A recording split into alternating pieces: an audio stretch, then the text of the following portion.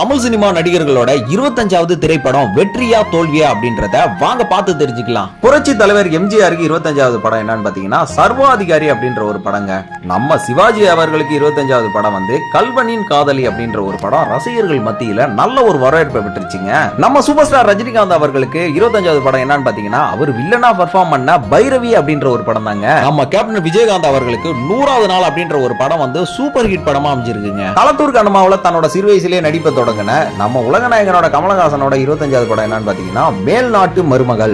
தல அஜித்தோட 25வது படம் என்னன்னு பாத்தீங்கன்னா அவரோட கெரியர்லயே அவருக்கு ஒரு திருப்பு முனையை உருவாக்கின படம்னா சரண் இயக்கத்துல வெளியான அமர்கலம் படம் தாங்க. நம்ம தளபதி விஜயோட 25வது படம் என்னன்னு பாத்தீங்கன்னா ஃபாசில் இயக்கத்துல வெளியான கண்ணுக்குள் நிலவு அப்படின்ற படம் தாங்க. சூர்யாவோட 25வது படம் என்னன்னு பாத்தீங்கன்னா சிங்கம் அப்படின்ற ஒரு படம் தாங்க. அயன் படத்துக்கு அப்புறம் வேற லெவல் கிளாசிக்கல் மாஸ்ல ஒரு படம் வந்துச்சு அப்படின்னா அது சிங்கம் அப்படின்ற ஒரு படம் தாங்க.